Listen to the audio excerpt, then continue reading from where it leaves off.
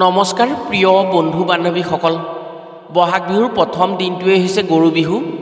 গৰু বিহুৰ দিনা যেতিয়া বেলি ডুবিবৰ সময় হয়, যেতিয়া গৰু গাই বান্ধে, তেতিয়া গাই গৰুক এটা বস্তু খাবলৈ দিয়ক। নতুন বছৰটোৰ বাবে আপোনাৰ ঘৰখন বিপদ বিঘিনিৰ পৰা মুক্ত হ'ব পাৰিব। সকলো দেৱী দেৱতাৰ কৃপা পৰিব আপোনাৰ ঘৰখনত আৰু আপোনাৰ ঘৰখনৰ উন্নতি আহিব। গৰু বিহুৰ দিনা সকলো মানুহেই গৰুক গা ধুৱাই নিয়ম নীতি কৰে যদিও সন্ধিয়া অৰ্থাৎ যেতিয়া গৰু গাই সামৰে, সেই সময়ত গৰুৰ বাবে কি কি কাম কৰিলে গোধনৰ উন্নতি হয় আৰু সেইদিনা সন্ধিয়াৰ সময়ত গৰুক কি খুৱাব পাৰিলে দেৱী দেৱতাৰ কৃপাত ঘৰলৈ বিপদ বিঘিনি কম হয়, সেই কথা নাজানে। গৰু হৈছে দেৱলোকৰ সকলো দেৱী দেৱতাৰ শক্তিৰ পৰা সৃষ্টি হোৱা প্ৰাণী। সেয়েহে বছৰৰ প্ৰথম বিহুত গৰুক বিভিন্ন নিয়ম নীতি কৰা হয়। গৰু বিহুৰ দিনা সন্ধিয়া গৰুক এটা বস্তু খুৱাব পাৰিলে বৃহস্পতি গুৰুৰ কৃপাত যিকোনো ক্ষেত্ৰতেই সফলতা আহে। হিন্দু শাস্ত্ৰ অনুসৰি গৰুৰ গাত দেৱলোকৰ সকলো দেৱী দেৱতাৰ কৃপা আৰু শক্তি থাকে। সেয়েহে হিন্দু শাস্ত্ৰত গৰুক পবিত্ৰ মনা হয় আৰু গোবধ আটাইতকৈ মহাপাপ বুলি কোৱা হয়। আজিৰ ভিডিঅ'ত আমি আপোনাক জনাম গৰু বিহুৰ দিনা ঘৰত কি কি কাম কৰিব পাৰিলে দেৱলোকৰ কৃপা পৰে আৰু সন্ধিয়া গৰু সামৰাৰ সময়ত গাই গৰুক কি বস্তু খুৱাব পাৰিলে গুৰু গ্ৰহৰ পৰম কৃপাত নৱগ্ৰহৰ শুভ প্ৰভাৱ পৰি বাধা বিঘিনি দূৰ হৈ সকলো ক্ষেত্ৰত ঘৰখনৰ মংগল হয়। আপুনি যদি আপোনাৰ ঘৰখনত সুখ শান্তি কামনা কৰে, বাধা বিঘিনি দূৰ কৰাৰ কথা ভাবে, নতুন বছৰত সকলো ক্ষেত্ৰতেই নতুন বছৰটোত সফলতা বিচাৰে, তেনে আজিৰ ভিডিঅ'টো আপোনাৰ বাবে অতি আৱশ্যকীয় ভিডিঅ'। আজিৰ ভিডিঅ'টো যদি সম্পূৰ্ণকৈ চায়, তেনে গৰু বিহুৰ দিনা ঘৰত কি কৰিবলগীয়া কামসমূহ আছে সেইসমূহ জানিব পাৰিব আৰু সেইসমূহ কৰি নিশ্চয়কৈ উপকৃত হোৱাৰ সুযোগ পাব। প্ৰিয় বন্ধু বান্ধৱীসকল, তেনে জানো আহক বছৰৰ প্ৰথম বিহু গৰু বিহুৰ দিনা গৰু সামৰাৰ সময়ত গাই গৰুক কি বস্তু খুৱাব পাৰিলে বছৰটোলৈ সকলো দেৱী দেৱতাৰ কৃপা পায় আৰু নৱগ্ৰহৰ শুভ প্ৰভাৱ পৰি বাধা বিঘিনি অপায় অমংগলৰ পৰা মুক্ত হ'ব পাৰে ঘৰখন। গৰু বিহুৰ দিনা ঘৰত কি কি কাম কৰিব লাগে, যি কামৰ জৰিয়তে ৰোগ ব্যাধি আৰু প্ৰাকৃতিক দুৰ্যোগ অপশক্তিৰ পৰা ঘৰখন সুৰক্ষিত হৈ থাকিব পাৰে। কথাসমূহ কোৱাৰ আগতেই আপোনাক এটি সৰু অনুৰোধ জনাওঁ, ভিডিঅ'টো যদি ভাল পায় তেনে এটা লাইক কৰাৰ লগতে কমেণ্ট বক্সত গোপালৰূপী ভগৱান শ্ৰীকৃষ্ণক ভক্তি কৰি জয় শ্ৰীকৃষ্ণ বুলি লিখিবলৈ কেতিয়াও নাপাহৰিব। আৰু যদি আমাৰ চেনেললৈ প্ৰথম আহিছে তেনে চেনেলটো ছাবস্ক্ৰাইব কৰাৰ লগতে অন্য 10জনে উপকৃত হোৱাকৈ ভিডিঅ'টো শ্বেয়াৰ কৰিবলৈ অনুৰোধ জনালোঁ। বহাগ বিহুৰ প্ৰথম দিনটোক গৰু বিহু হিচাপে পালন কৰি গৌ মাতাক ভাৱ ভক্তি কৰি বিভিন্ন নিয়ম নীতি কৰা হয়। ৰাতিপুৱা শুভক্ষণত তেল মাহ হালধিৰে গৰুক নোৱাই ধুৱাই গৰুৰ গাত নীতি নিয়ম অনুসৰি লাও বেঙেনা থেকেৰা কেৰেলাৰে চাট বনাই সেই লাও বেঙেনা থেকেৰা কেৰেলা গাত মৰা হয়। ইয়াৰ পাছত এই দিনটোত গৰুক মুক্ত কৰি মুক্ত মনেৰে এৰি দিয়া হয়। যেতিয়া বেলি ডুবাৰ সময় হয়, তেতিয়া গৰুক ঘৰলৈ অহাৰ সময়ত মাখিয়তী পাতেৰে গৰুক জাৰি জোকাৰি গোহালিত নতুন পঘাৰে বান্ধাৰ এক নিয়ম আছে। এই দিনটোত কৰা কিছুমান নীতি নিয়মৰ ফলত গোধনৰ উন্নতি হয়। গৌ মাতাৰ গোবৰ মূত্ৰ গাখীৰৰ উপকাৰিতা অসীম। এই দিনটোত গৰুক জুঠা খাদ্য কেতিয়াও খুৱাব নালাগে। বহুতে গৰুক ঘৰত যি জুঠা খাদ্য থাকে বা যি খোৱা খাদ্য বাঢ়ে সেইখিনি খুৱায়। এই দিনটোত কেতিয়াও এনেধৰণৰ জুঠা খাদ্য গৰুক খুৱাব নালাগে। যদি গৰুক জুঠা খাদ্য খুৱায় তেনে এই দিনটোত গৌ মাতাৰ দোষত পৰিব লগা হয়। অন্য দিনা খুৱাব পাৰে, কিন্তু গৰু বিহুৰ দিনা এনে ভুল কাম কেতিয়াও নকৰিব। শাস্ত্ৰ অনুসৰি এই দিনটোত গৰু সম্পূৰ্ণ মুক্ত হয়। হিন্দু শাস্ত্ৰ অনুসৰি গৰু দেৱী দেৱতাৰ শক্তিৰ পৰা সৃষ্টি হোৱা যদিও সীতা মাতাৰ এটা সাপৰ পৰাই তেওঁলোকে জুঠা খাদ্য খাবলগীয়া হয়। গৰু বিহুৰ দিনা গৌ মাতা এই সাপৰ পৰা মুক্ত হৈ সম্পূৰ্ণ মুক্তি পায় আৰু এইদিনা ক্ষমতাশালী হৈ থাকে আৰু এই দিনটো দেৱী দেৱতাসকলৰ শক্তিৰ দ্বাৰা শক্তিধৰ হৈ ক্ষমতাশালী হৈ থাকে।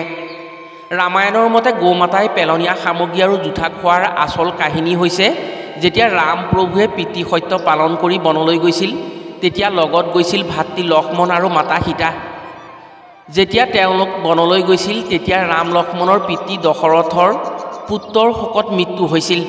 সেই কথা জানি ৰাম লক্ষ্মণ আৰু সীতা পুনৰ ৰাজ্যলৈ ঘূৰি নাহি সেই বনৰ মাজতে পিতৃ দশৰথৰ পিণ্ডাদি কাৰ্য কৰাৰ সিদ্ধান্ত কৰিলে।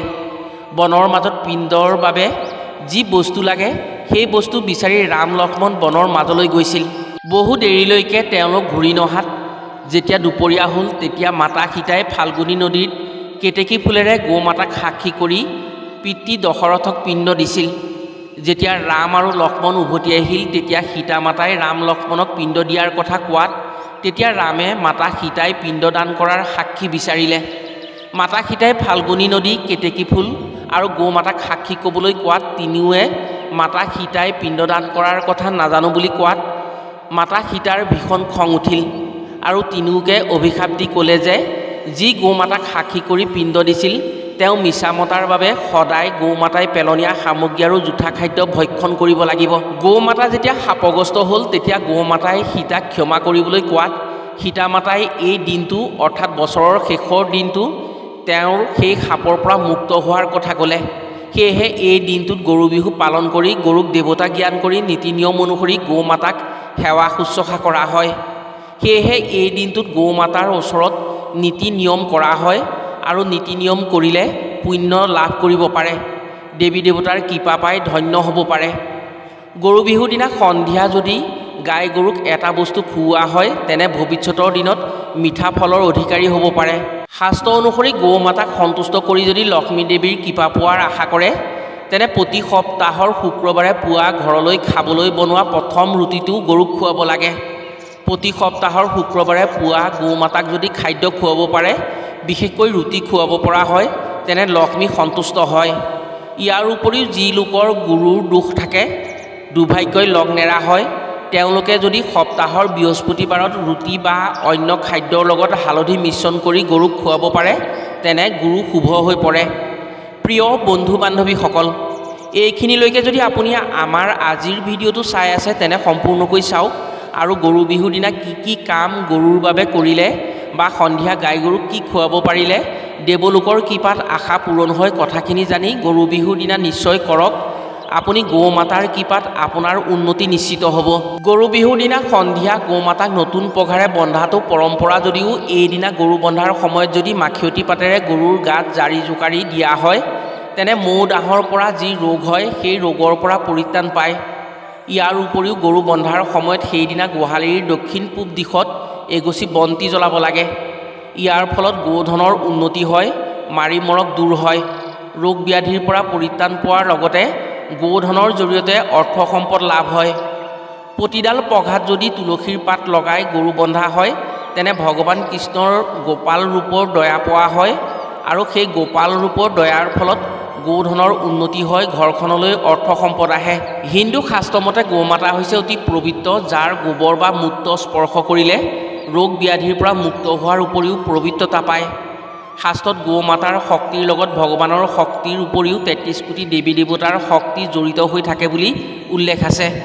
যদি এইদিনা সন্ধিয়া গৰু বন্ধাৰ সময়ত গাই গৰুক তিল, গুৰ আৰু হালধি মিশ্ৰণ কৰি লাড়ু বনাই ভক্তি মনেৰে গৌ মাতাক ভক্ষণ কৰাব পাৰে তেনে সেই ব্যক্তিৰ জীৱনত আশা সিদ্ধি হয়, অৰ্থাৎ আশা পূৰণ হয়। এই কামৰ জৰিয়তে ভগৱান কৃষ্ণৰ লগতে নৱগ্ৰহৰ শনিদেৱ গুৰু বৃহস্পতিৰ কৃপা পৰে, মাতা লক্ষ্মীৰো কৃপা পৰে, ধন টকা পইচাৰ ক্ষেত্ৰত উন্নতি হয়, জীৱনত বিপদ বিঘিনিৰ পৰা মুক্ত হ'ব পাৰে। শনি আৰু নৱগ্ৰহৰ শুভ দৃষ্টি পৰি ৰোগ ব্যাধিৰ লগতে এই কাম কৰা ব্যক্তিৰ শত্ৰু নাশ হয়। আপোনাৰ ঘৰত যদি গৰু আছে গৰু বিহুৰ দিনা এই কাম কৰিবলৈ কেতিয়াও নাপাহৰিব। বহুলোকে মনে মনে গৰু বিহুৰ দিনা এই কাম কৰেই। তিল হৈছে শনিৰ শুভকাৰক, গুৰ আৰু হালধি হৈছে গুৰুৰ শুভকাৰক, গুৰুৱে হৈছে ভগৱান বিষ্ণুৰ ৰূপ। আপুনি যদি এইদিনা এই খাদ্য গৰুক খুৱাব পাৰে তেনে আপোনাৰ মংগল হোৱাটো নিশ্চিত বুলি ধৰি ল'ব পাৰে। এই দিনটোত গৌ মাতাই ত্যাগ কৰা মল মূত্ৰৰ শক্তি অত্যন্ত বেছি। হয়তো বহুলোকে এই কথা জানে আৰু বহুলোকে নাজানে, হয়তো কোনোৱে আচৰিত মানিব পাৰে, কিন্তু এই দিনটোত সীতা মাতাৰ শাপৰ পৰা গৌ মাতা মুক্তি পায়। এই দিনটোত দেৱী দেৱতাৰ শক্তিৰে শক্তিধৰ হৈ থাকে গৌ মাতা। গৌ মাতাৰ মল মূত্ৰত বহু ৰোগ প্ৰতিৰোধক ক্ষমতা থাকে। সেয়েহে এই দিনটোত মল মূত্ৰ যদি ৰাখি থ'ব পাৰে, পাছত কোনো ক্ষেত্ৰত যদি ব্যৱহাৰ কৰা হয় তেনে যিকোনো ক্ষেত্ৰত সুফল লাভ কৰিব পাৰে, অপশক্তিৰ প্ৰভাৱৰ পৰাও মুক্তি হ'ব পাৰে। এইদিনা মল মূত্ৰ ব্যৱহাৰ কৰি ৰোগ ব্যাধিৰ পৰাও মুক্ত হ'ব পাৰে। প্ৰিয় বন্ধু বান্ধৱীসকল, এইসমূহ যদি বিশ্বাস কৰে তেনে গৰু বিহুৰ দিনা নিজৰ উপকাৰৰ বাবে এইসমূহ কাম নিশ্চয় কৰক, নিশ্চয় উপকৃত হোৱাৰ সুযোগ পাব। গৌ মাতাৰ শক্তিৰ প্ৰভাৱত বহু ক্ষেত্ৰতেই আপুনি উপকাৰ পাব পাৰে। এইসমূহ কথা বিভিন্ন উৎসৰ পৰা আৰু শাস্ত্ৰৰ পৰা সংগ্ৰহ কৰা কথাহে, আমি মনে সাজি কোৱা কথা নহয়। সেয়েহে প্ৰমাণ কৰিলে নিজেই প্ৰমাণ পাব। আজিলৈ ভিডিঅ'টো ইমানতে সামৰিছোঁ। পুনৰ অন্য এটি ভিডিঅ'ৰ জৰিয়তে লগ পোৱাৰ আশাৰে আজিলৈ আহোঁ। সকলো ভালে থাকক, সুস্থ থাকক। ধন্যবাদ।